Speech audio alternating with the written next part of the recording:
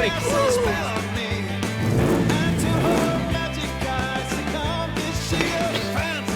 That was a bit heavy going, wasn't it? He's locked in on me. What are like one of those cracky dudes?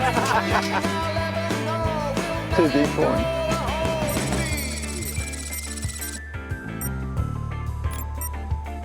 This episode is presented by Destination New South Wales. Rivals. 11 iconic Australian surfers ply their trade on the waves that made them.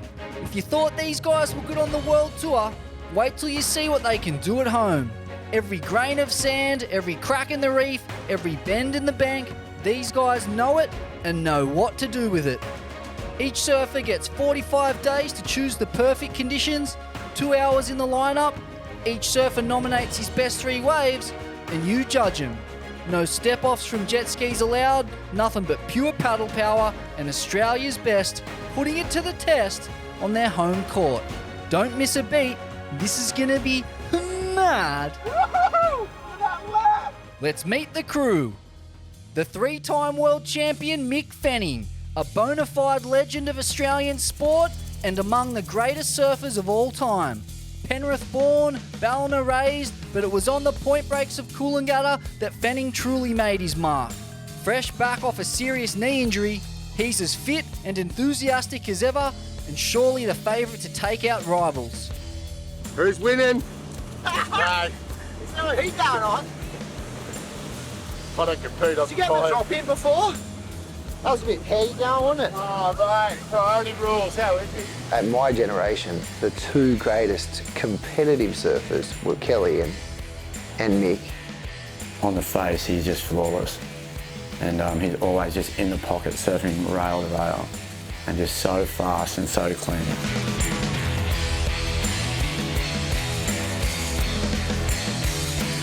I remember he's always had like the back of his neck was really hairy from a young age. We didn't really notice Mick too much. And then one day at school, Joel comes back and goes, mate, you should see how good Mick is surfing. I was in year 8. I was like, really? And then all of a sudden he was just on. It's crazy.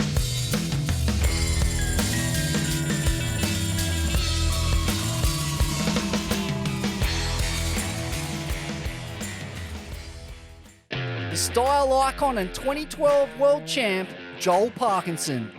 A product of Queensland's Sunshine Coast originally, Parko relocated to the Gold Coast for his formative years, where his timeless style was forged on the endless walls and groomed lines of Snapper Rocks and Rainbow Bay. The son of a bricklayer and nephew of the great Kirra Tube Pig, Deep Darryl Parkinson, his combination of working class grit and pure surfing pedigree is sure to be a potent one. You're not waiting for the boys, Joel? Nah, I need all the practice I can get at the moment. I met Joel a couple of times at events and stuff like that. I thought he was going to be like this Hollywood rock star, but it just turns out to just be Joel. I love Parko, but yeah, if I'm going to get him, he's blowing out now. Hey, he's kind of got the dad bod going on now, hey? Joel, actually, he might have a couple extra pounds on right now. He might have threw a few COVID pounds on. But he's throwing more water and he's probably surfing better than ever. Dean Dingo Morrison, the perennial battler and surrogate son of original Coolangatta great Rabbit Bartholomew. Few people on earth have spent as much time in the tube as the Dingo. A junior prodigy and a standout in surfing's ultimate proving ground of Hawaii, he is as well-rounded as they come. You won't get one on Dingo. He'll drop in on you every chance he gets. We got 2 or 3 hour heat, and there's 60 guys out in the water. So, yeah, I am sorry that if we just hit full froth mode and just start taking all the waves. Oh, what? Unbelievable! That was so sick, you see that? The pipe master and 2008 world title runner-up, Bede Durbidge. Raised on the sleepy fishing village of Stradbroke Island, he specialises in big, brutal displacements of water and sublime tube riding skills.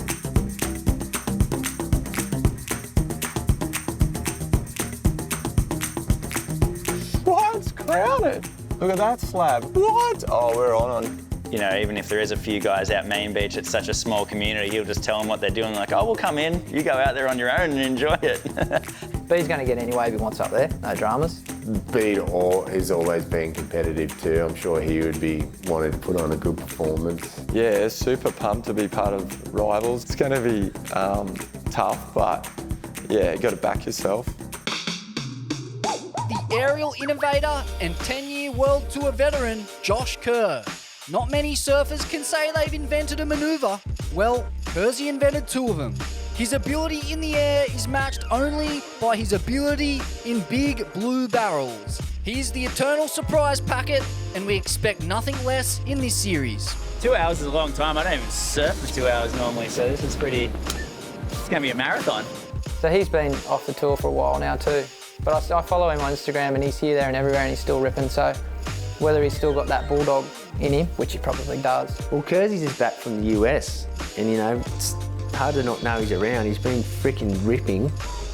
Kersey's going to be gnarly. Like, he's sick at barrels, really good at airs, good rail work, rides funky boards, and then he's such a cocky little bugger. He'll nail the conditions, I bet. I agreed to do it because I'm here and the waves have been really good and there's some great guys involved and what a good way to kind of just put your surfing out on a platform again, you know. And I think my surfing's changed a lot in the last couple of years, so it'll be kind of cool to see how that's publicly perceived now. North Narrabene's finest, the meat-hacking madman himself, Nathan Hog Hedge. A standout in left-handers of any shape, the Hog really gets going in the big Pacific bowls of Tahiti and Fiji. With 2 top 10 finishes on the World Tour, this is one of the great comeback stories in Australian surfing. Don't take your eyes off the Hog. Oh, that one's a bit offshore. Hedgie would be fired up. You know, he's got so much energy and such a competitive little nugget. Hedgie's probably in the best shape out of anyone, I think. Imagine that tomorrow morning. He was unbelievable on tour, especially in his younger years. Beating his chest, you know, slapping himself around before a heat. You know, it's a surfing contest. It's done on what you're going to feel and see, and he's slapping himself till his eyes are blurry. Not in it for a haircut, that's for sure. He cheers himself on. Yeah, the Hog, come on! Like, he cheers himself on. When you're bringing it down to a future time and event, and that's going to be what represents you for this Rivals event, it's a lot of pressure on it.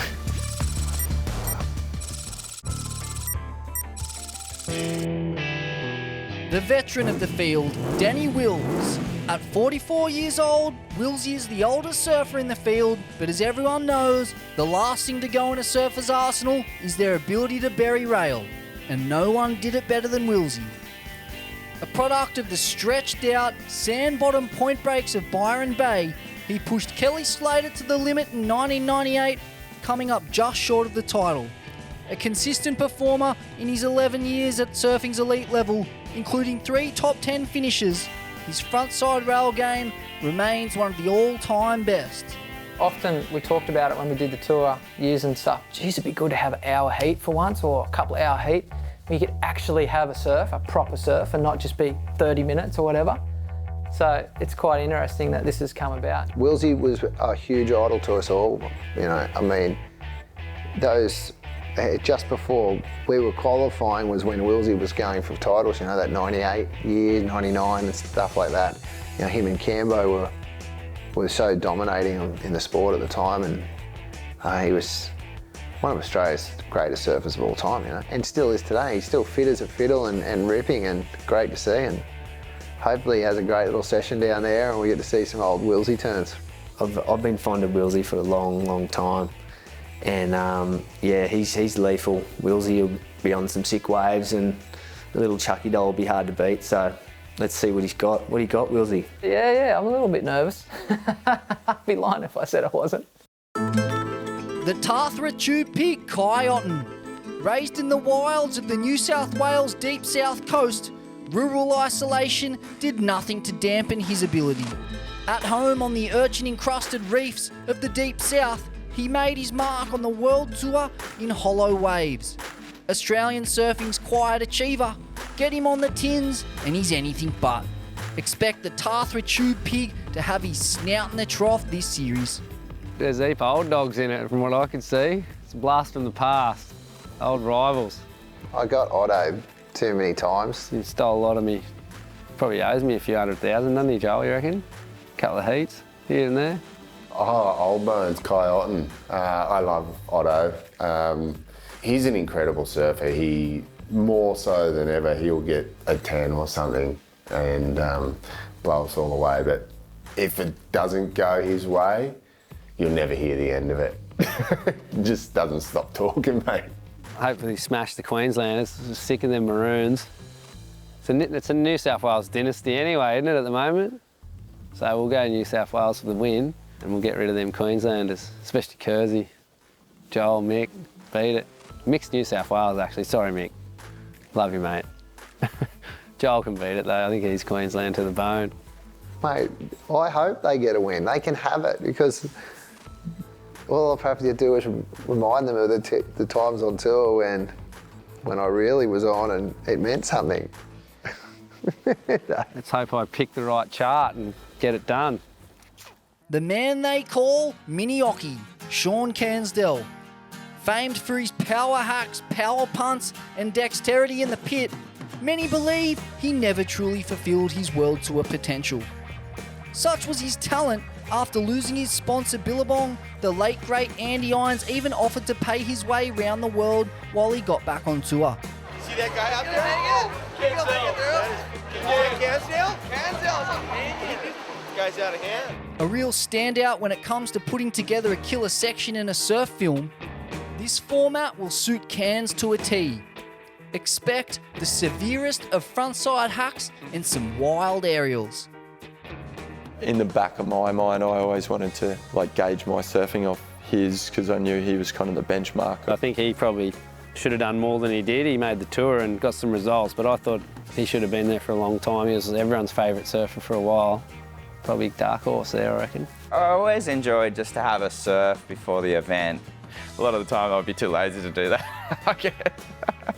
He had no one pushing him, no one even on his talent probably at his local beach, and just proves that, it's just in some people, and for me, his surfing was amazing. The big man, Bots, aka J. Bottle Thompson, a product of the sublime, albeit heavily localised point break at Burleigh Heads. The hallmarks of his surfing are effortless lines and style for days, especially behind the curtain. A competitor at surfing's elite level, Bottle famously scored a perfect 10 at South Africa's J-Bay and honed his skills as the long-time sparring partner to Cooley kids Mick, Dean and Joel. Bottle deserves a win. He's a legend. Bottle's a funny one. He's always so indecisive. But he doesn't back himself. He would have been so stressed, I reckon, and with the tyres and what was going on. And yeah, Botsy, he's similar to me. He overthinks it. Has this concept sparked anything for me? It's pulled me out of the tomb. Botsy's mental. Yeah, if he gets the right one up the cove there, he's going to be real hard to beat. I held my own in a few battles, so I'd be definitely stoked to get one up on a few of these lads for sure. It's a no-brainer up there, isn't it? When it's a bloody point break on, you just go right, one of them points. Don't get too confused, boys. The Irishman from Umina, Glenn Micro Hall. One of surfing's most cunning strategists, Micro survived a grueling stint on the World Qualifying Series before eventually getting his start on the World Tour. Once there, he made a name for himself with a mid-heat stoush with none other than Brazilian world champion Gabriel Medina and impaling himself on a coral spike in Fiji. I think it's going to be pretty hard with the amount of top-level guys in it. It's going to be pretty hard, but I'm just going to do my thing and do my best and just enjoy the little opportunity to test those skills again. Well, think about this strategy he's the master, he's going to be he'll be tough to beat. He's still surfing sick, see him at tour locations and he'll just grab one of his surfers' boards and go out there and just rip, and Micro could be an underdog in it. Micro's such a legendary little fella. I think he should have his at Umina. I don't know where he's going to do it. Umina's a bit of a fat piece of crap. I didn't say that, no. We'll be back after the break with more Rivals. From the dizzying heights of surfing superstardom to just another Joe going about his business, the transition to life after a professional surfing career is extreme, to say the least. Each surfer must find his own way, but it's not always easy. That transition is so hard. I think it's just the fact that you've been just so fortunate to have this amazing life, and then that has to stop. And then you're like, what am I going to do? And I know nothing else other than surfing. Like, what? Hang on a second, I've got no skills. Pretty gnarly. Yeah, it's kind of like being on the tour and this is who I am, and when you're doing good, you get incentives, and all of a sudden you're not on the tour anymore. So you've kind of got to work out who the hell you are without being on the tour. So it's quite an adjustment. Definitely took a few months to a year of like just figuring out that process and finding that comfort zone on how life's going to look post-tour and that. Yeah, I was kind of, you could say I was lost in the world trying to figure out what I was doing. It's like coming out of school and you don't know where you're going to go, what you want to do. You're like, hang on a second, what? I've got to be there at 8:30 and I've got to deal with all these people and I've got to stay here till 5:30? Hang on a second, but I don't get to surf after work, or like you just go, rah. This year's been a really good run of waves and it's been hard to drive to work. You start getting a bit eggy, but it's life. You got to just remember you had such a good time.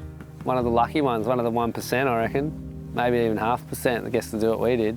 It was tough, not going to lie. It was really big adjustment, and just so used to packing your board bag, packing your bags, heading off to the next stop. And then when that all goes away, it leaves a bit of a hole, I guess. I can see why there's a lot of people that, fall by the wayside pretty easy after being a professional sports person, because, you're just so goal orientated and then you just stop. I've enjoyed every surf that I've had since I've stopped the tour. I love just being able to been out of the whole spotlight of it, just being able to surf, being able to enjoy it, being at home, being with kids. It's not something I want to go back to. And I did it for 18 years. Now I'm happy to sit back, be a spectator, and watch it unfold. Let's find out who's still got the fire burning.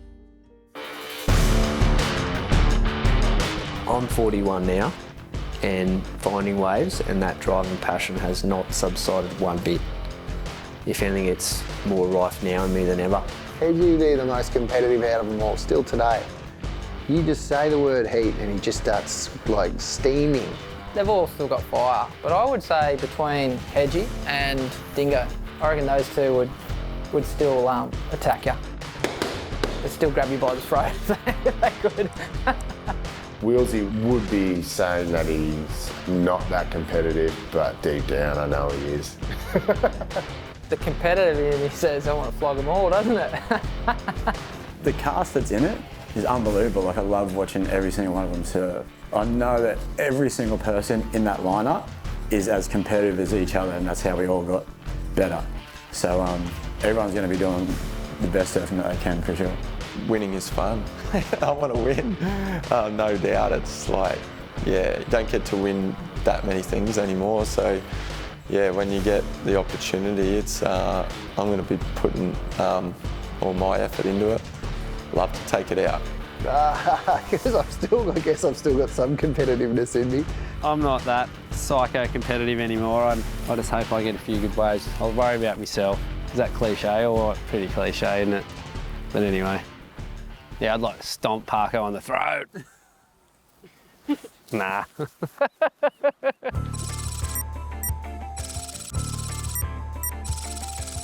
The Rivals format is unique in that it gives surfers the chance to choose the conditions, choose who they surf with, and ultimately have more control over the outcome than at any other time in their competitive career. You know, you get one shot at it, you get 2 hours, you can't stop and start, you can't go, oh, the wind's come up or the tide's changed, gone a bit funky, let's start again the Savo, or let's go down the beach. Like, there's none of that. Pick the right window. That's the most stressful part, is picking the right time and making sure the tide's right, and it's a little bit daunting if you blow it. Damn it, should have come here straight away. The more I look at it, the worse it gets. The tides, the winds, everything has to come into play. the crowds. It's like you're pretty much a contest director for yourself. This just seemed like a kind of concept that I could do, you know. It's not 30 minutes, it's not 5 judges, I don't have Richie Porter screaming down my neck or someone silly like that. What are we doing surfing now? You know, no, I'm not surfing that, you're not throwing us at, you know what I mean? Like all that crap. It's interesting. Put your shoes on the other foot. Even though you got all the apps, all the readings and that, you can still blow it pretty easy. Like how well do you know your break as well, and how good are you at reading weather maps? 8 times out of 10 it's going to be what it says. You know, you're pretty unlucky if it's not. There is a lot riding on when you press the button to go, and the calibre of other competitors in it's like massive, so you got to think the level's going to be pretty high, so you don't want to come up with a dart or something B grade, so there's a lot riding on it. Stay tuned to see how our rivals perform with the ball in their court and destiny in their own hands. In next week's episode, Josh Kerr tosses up over a perfect point break, or arguably the world's most high-performance training ground. Yes, the bank's there. Everything else is lining up, so just a little bit bigger waves and we're on.